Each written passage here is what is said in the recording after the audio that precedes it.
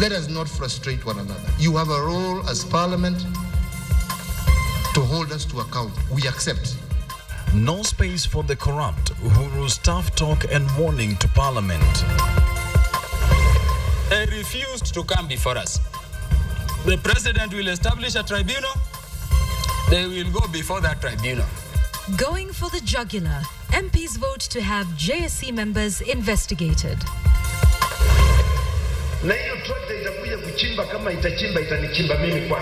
The preparations for tomorrow's launch of the new Machakos City and Investment Program are basically complete.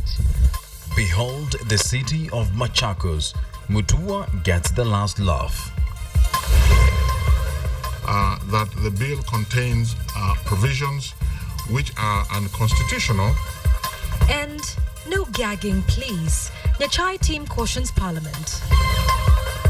This is KTN Prime with Yvonne Okwara and Wilson Mburu.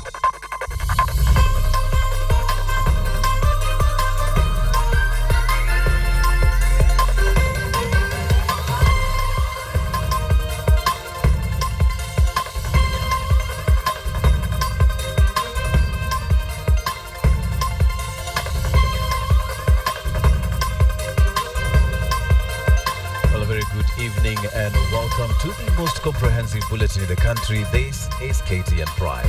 Many thanks for joining us on this Thursday evening. And let's begin our bulletin tonight with President Uhuru Kenyatta's toughest talk yet on corruption in the country. The president warned corrupt officers that not even court orders would save them. Now, the straight-talking president also warned Parliament against what he called frustrating efforts of his government through endless summonses by committees. Betty Kialo begins our news coverage tonight. Well done. At the teleposted towers, the president and his deputy walked in for what they say will transform service delivery in government, the inauguration of the one-stop shop for all government documents. But the president was an angry man. This event coming in the wake of reports of corruption and officers attempting to use court orders to cling to office. Let us not frustrate one another. You have a role as Parliament to hold us to account. We accept that we be held by account, but equally give us room within which to work. Uhuru's speech revealed the increasing uneasiness with the zeal of the National Assembly and the Senate in summoning members of the executive. You cannot have cabinet secretaries living in Parliament to the point that whenever I'm even busy looking for these people for issues that require to be done, I'm told they're sitting in Parliament. The executive is watching, and the people to oversight the executive, it is us. We must check the executive, or else they'll run amok and they're not going to manage this country. But there was no mistaking the president's spirited onslaught on those deemed to be flouting the law or violating the constitution. For the second time in a matter of hours, Uhuru spoke bluntly in the presence of Charity Ngilu, who was found by Parliament to have broken the law in the lands ministry. We must begin offering true service and be people of integrity in this country.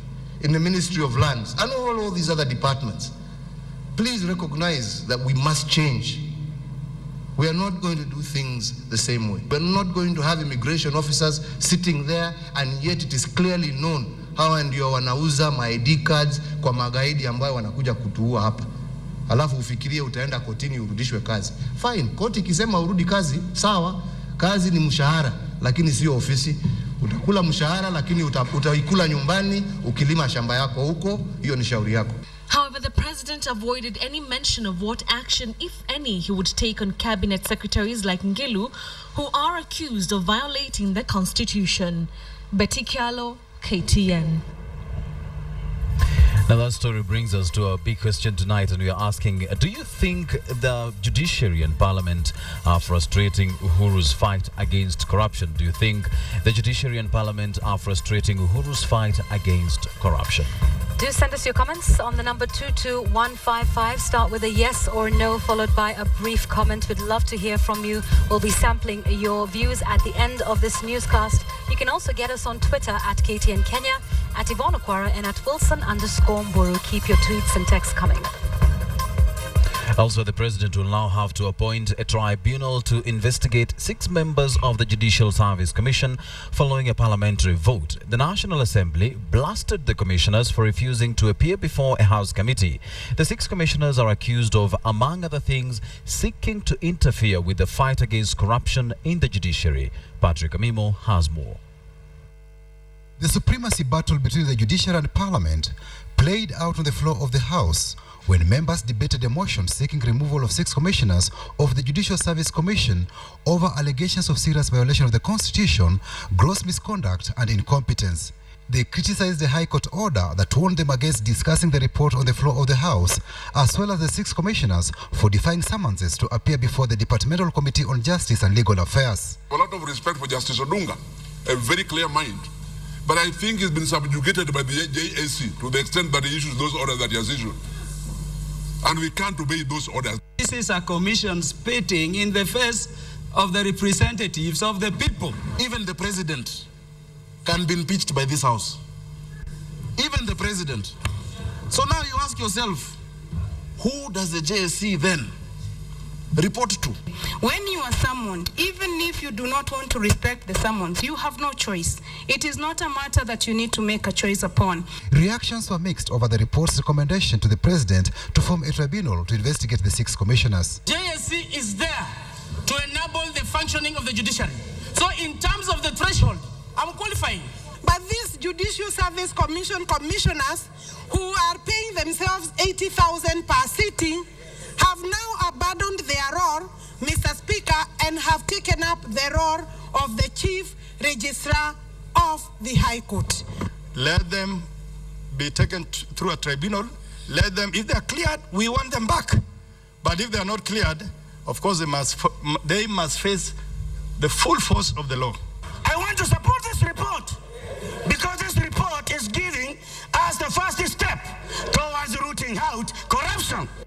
Mr. Speaker, I want to go further to explain what I'm asking. There was a brief uproar in the National Assembly when Super lawmaker John Mbadi questioned the Speaker for asking the mover of the motion, Samuel Chepkonga, to reply before discussions were exhausted. Is it in order for us to take a decision on a report that does not address the petition? Honorable John Mbadi, you are not the person without whom this House cannot make decisions.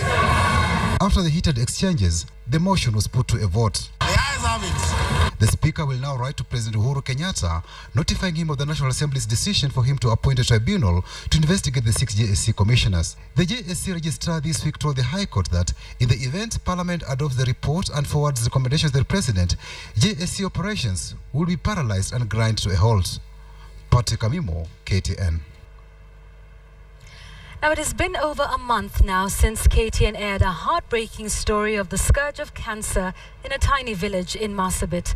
Now, Parliament is seeking to grill Ministry of Health officials over the incidence of the killer disease that has baffled many experts. But as KTN's Dennis Onsarigo reports, real action still seems far away.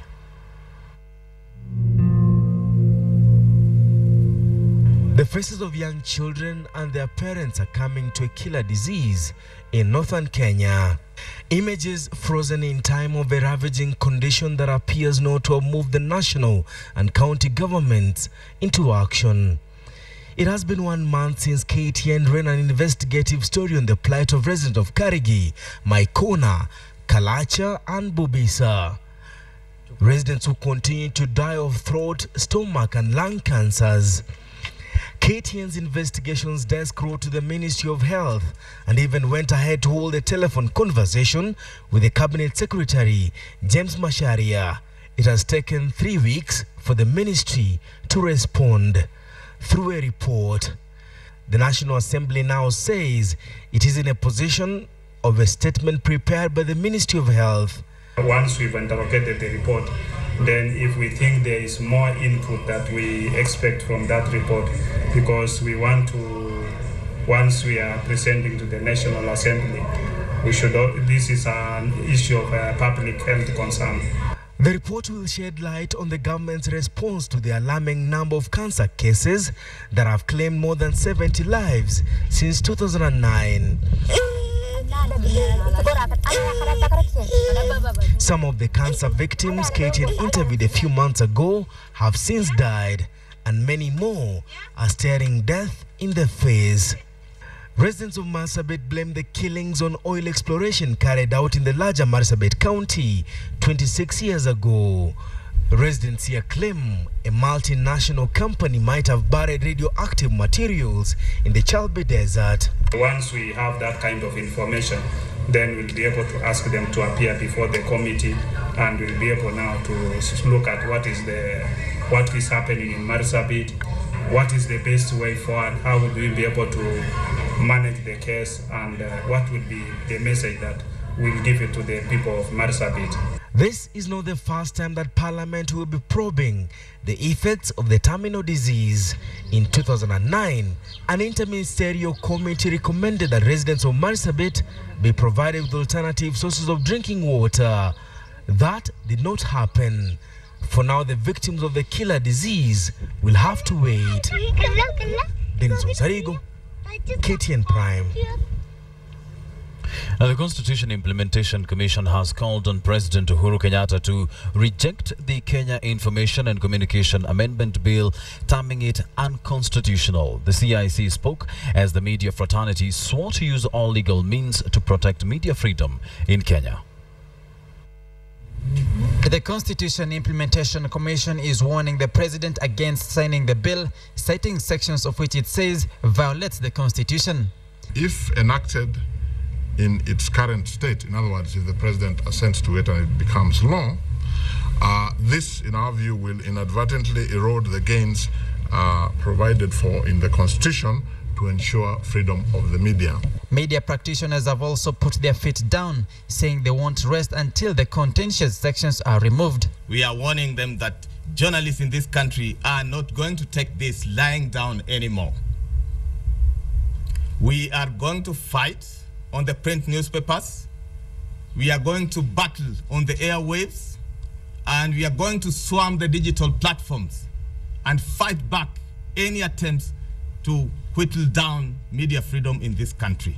They want the president to reject the proposed law and return it to the National Assembly in order to safeguard the hard and democratic space.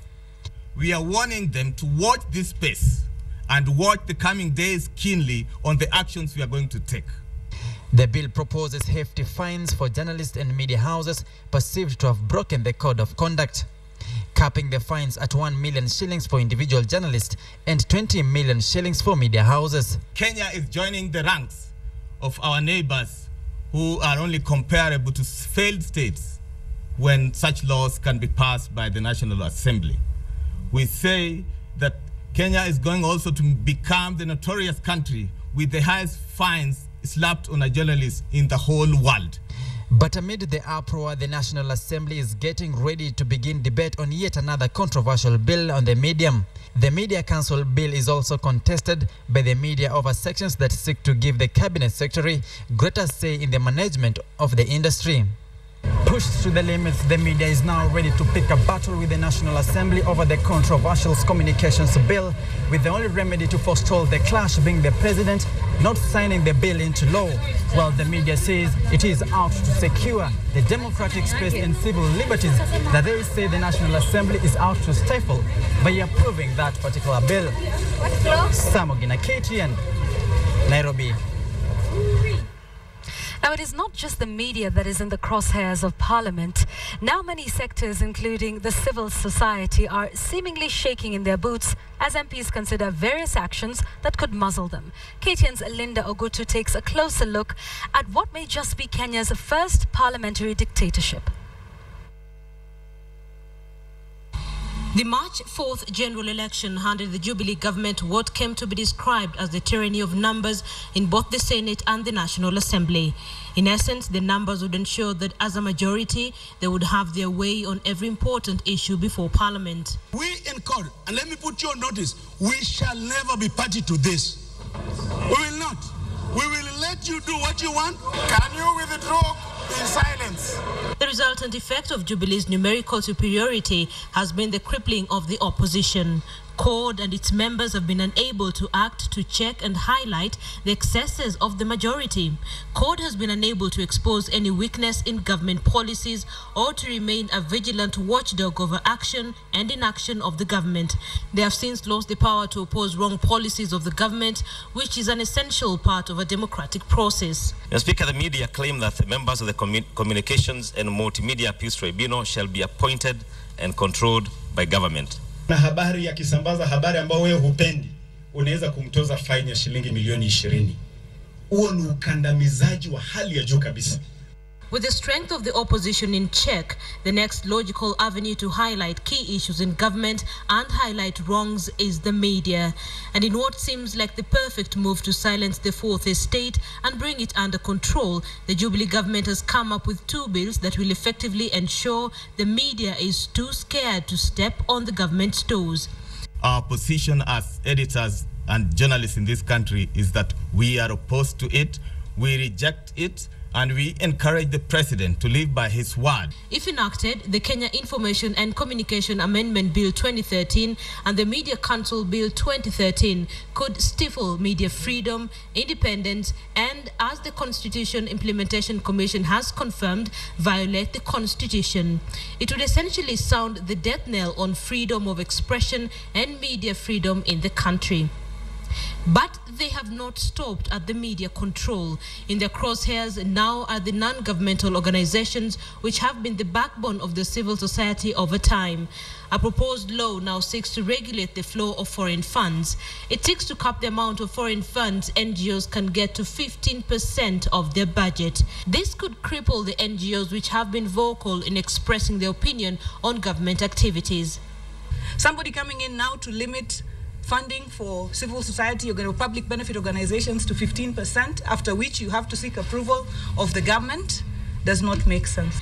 And for the first time under the new constitution, Kenya is staring in the face of a parliamentary dictatorship that springs from a legally and democratically elected body. Almost every sector of the Kenyan society now has something to fear from the house that should ordinarily be referred to as the people's representatives. Linda Ogutu, KTN Prime. Now, the High Court has given the green light for the inauguration of the construction of Machakos City on a piece of land at the center of a controversy. The court denied a request by Machakos Senator Johnston Muthama seeking to stop President Uhuru Kenyatta from launching the project. KTN's Edith Kimani reports. The Machakos governor, Dr. Alfred Mutua, is a happy man. He knows with finality that in a matter of hours, what he sees as a takeoff for Machakos City will start on this land, a 2,200-acre property that has been the subject of controversy.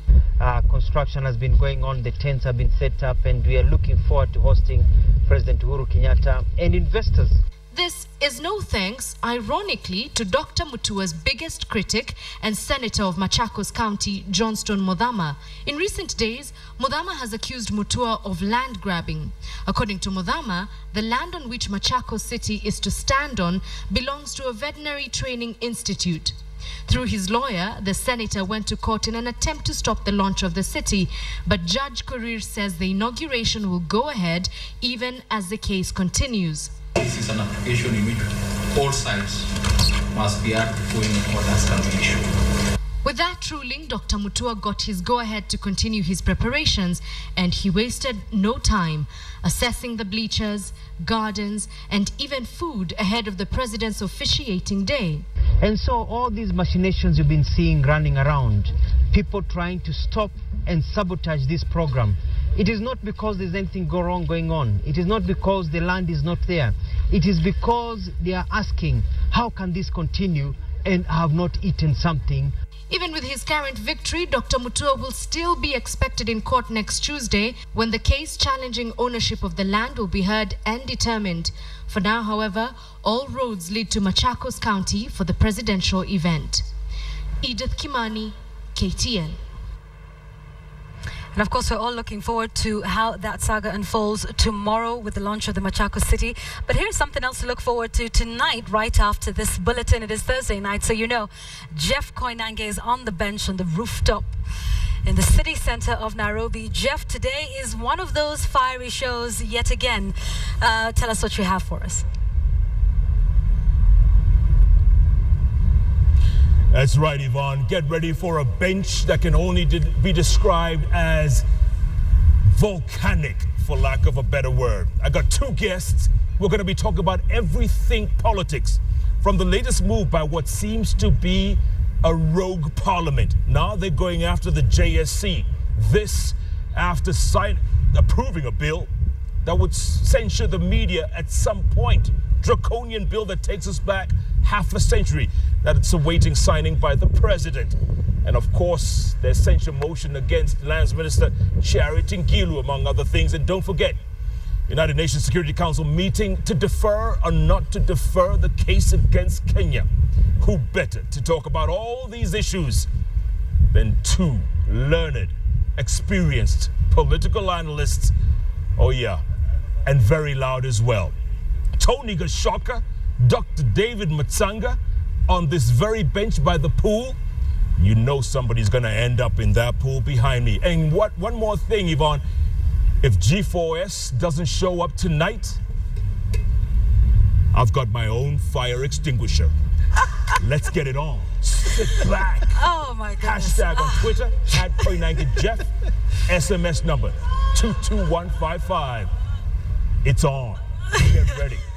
In a few minutes, it's going to be smoky.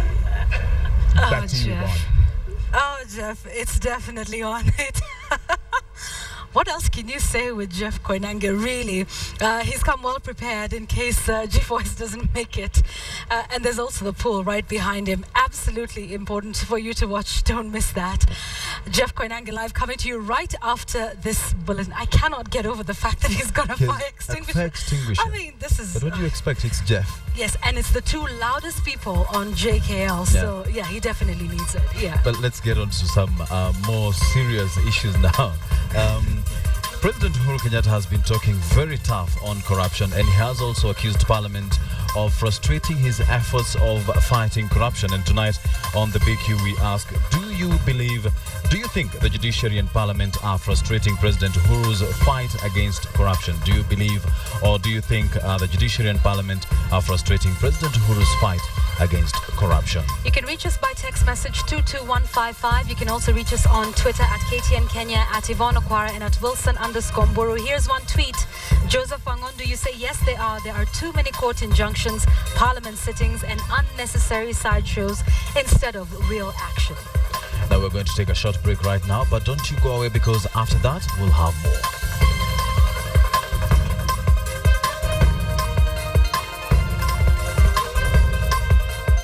Which way, Hague? Why Catholic bishops want Uhuru to honor the ICC date?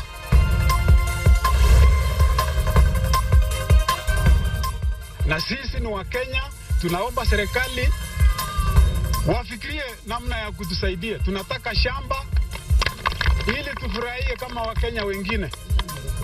Hatujaonja matunda ya uhuru. You're watching KTN Prime. In the process of prosecuting President Uhuru Kenyatta and his deputy William Ruto. As KTN's Fred Omulo reports, from Kisumu County, the clergymen also distanced themselves from calls among religious groups for clergymen to carry guns.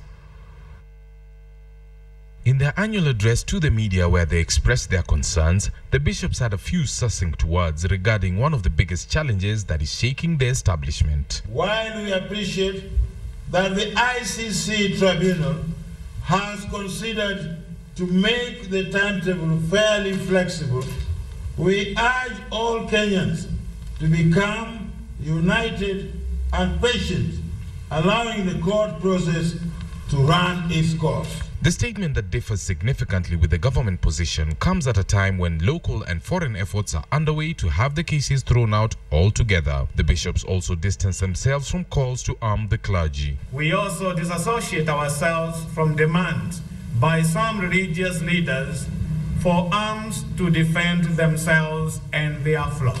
Religious extremists will only brew more conflicts and create more division and strife among communities. They also waded into the media bill controversy, expressing solidarity with the fourth estate that has come under attack from Parliament. We remind all Kenyans, and more so, the drafters of the bill, that the current constitution encourages public participation in its implementation. Making of new laws or amendments, therefore, calls for participation of all stakeholders. Among other targets of the bishop's chastisement were county ward representatives across the country who are on a go-slow as they seek a salary hike. From Kisumu City, I am Fred Omulo. Thank you, Fred, for that. Now let's have a look at other stories from across the country.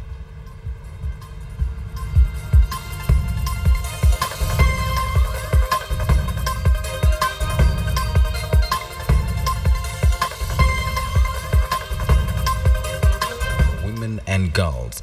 He says the ministry has pumped 770 million shillings into family planning programs across the country.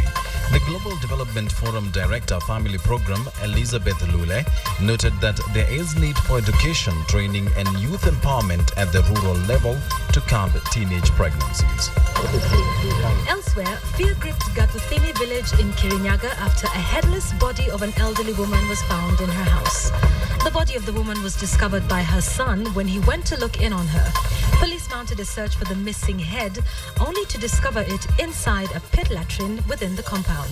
The unknown assailants are said to have tortured the retired civil servant before beheading her.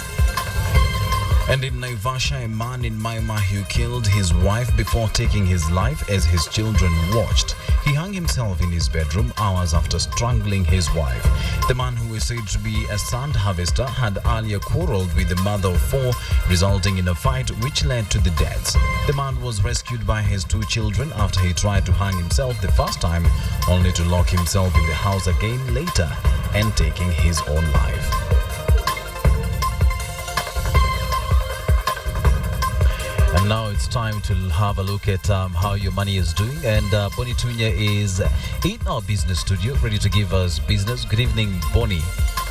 Good evening, Wilson. We have a lot in store for you, but what you may know is that private vehicle users like yourself are the biggest culprit in bad use of roads. Underwriters are paying in that part. Talo on its part said it had followed the due process in hiring, and that has resulted to the MOU that they signed earlier on today, in which they now say they have had a way forward in which they will deal with the community. And Joseph Bonyo has all that detail.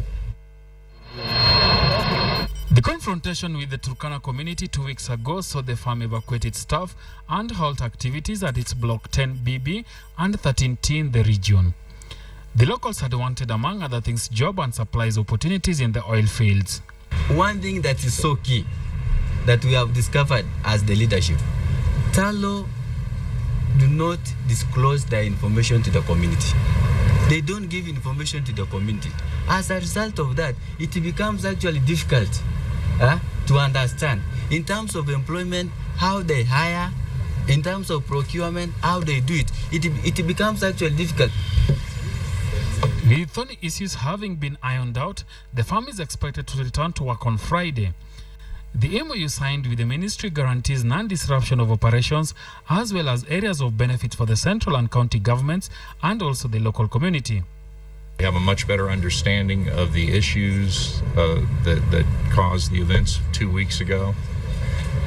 And most importantly, we have agreed in the memorandum of understanding that there is a grievance procedure whereby issues can be reasonly and peacefully settled. Under the MOU, Talo has agreed to open a field office within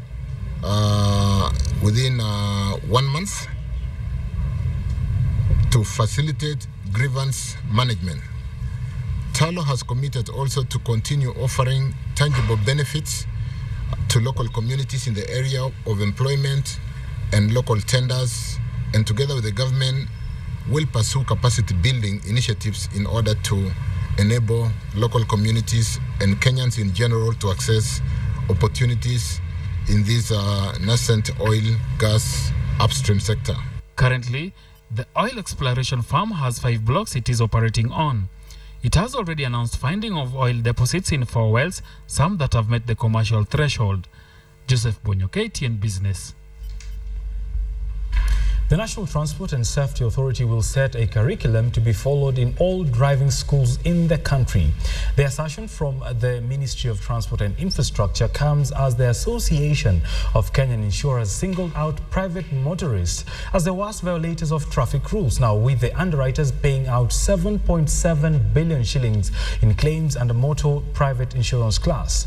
The umbrella body says drastic measures will have to be taken to protect insurance firms from heavy liability. The remarks came as Association of Kenyan Insurance marked the 8th Road Safety Awards. Among the firms awarded at the event included Roy Transmotors.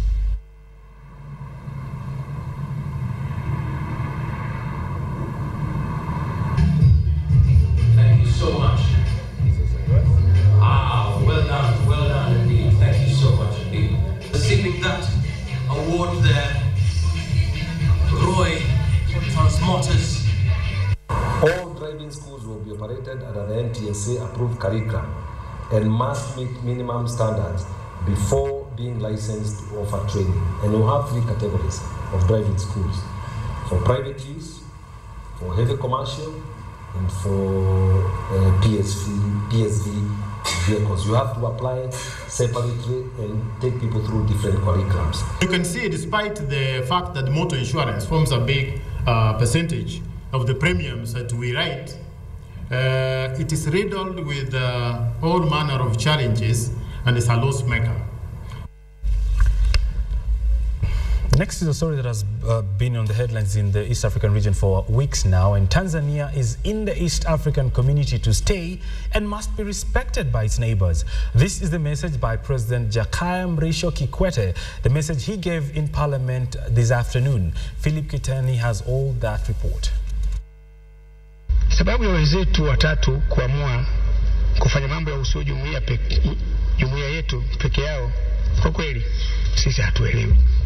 Wanaweza kuwa wanaelewa wenzetu wao zaidi. Tanzania for several months now has been left out of key agreements meetings attended by Kenya, Rwanda and Uganda as key partners of the East African community. But according to President Kikwete, the actions of his colleague have been against the spirit and the letter of the East African Community Treaty. Tanzania, Mheshimiwa Spika, haijafanya jambo lolote baya dhidi ya jumuiya au nchi yoyote mwanachama. Kama kuna ushahidi watu waambie tu. Addressing the Tanzanian parliament, Kikwete further indicated that 76% of his countrymen supported the East African community and only a referendum will determine their future in the community. While now the popular coalition of the willing have been making strides, Tanzania is believed to have been solidifying its position in the Southern African Development Corporation and more recently started courting Burundi and the DRC Congo. Haiwezekani watu huwaaliki, unajialika wenyewe mnakaa, halafu mnasema the coalition of the willing. Kujenga sura kama vile sisi ambao hatuko pale ndio wale ambao hatuko tayari. Hatujaalikwa. Kama hatujaalikwa, kwa nini waseme wao ndio willing na sisi ndio the unwilling? Insisting that they are in the East African community to stay, Kikwete indicated that he will continue to push for things to be done in the right way. The most recent of the deal signed by the coalition of the willing without Tanzania's input is the launch of a single tourist visa in London. Philip Ketan, KTN Business. Let's come back to Kenya, and in Western Kenya, cane poaching remains a big challenge to sugar millers in that part of the country. Our reporter Robert Wanyonyi caught up with the Managing Director of Mumias Sugar, Peter Kebati, who shared his concerns on the menace. Scarcity of sugarcane in the Western Kenya region has led to the growing vice of cane poaching. This has seen sugar millers battle each other in court and sometimes physically, a situation that does not sit well with industry players. Losing up to maybe 80 tons of sugar per day, also losing the amount that have been used to generate electricity, to produce molasses for purpose of generating the ethanol. So it is significant. is quite significant. On a given day, such are the scenes as employees of rival firms engage in protracted tough wars to keep their factories running, sometimes with the blessings of their bosses. We also have some of our stakeholders, like the cane cutters. Imagine you've worked a whole day, you've cut cane, and overnight that cane is stolen. And if the cane don't come to our factory, then obviously those cane cutters are not able to be paid. For Mumia Sugar Company, poaching has in the last few years been their biggest challenge, resulting into financial distress. The results of such activities have seen a depressed farming community going for months without payment of their deliveries to the millers. We require that support as well, so as to be able to ensure that we are able to meet the expectations, especially of our farmers at this point in time, because we will not be able to pay them at the current price. It is a vicious battle for raw materials that is taking a different dimension each and every passing day. Reporting for KTN Business from Mumias, I am Robert Wanyonyi.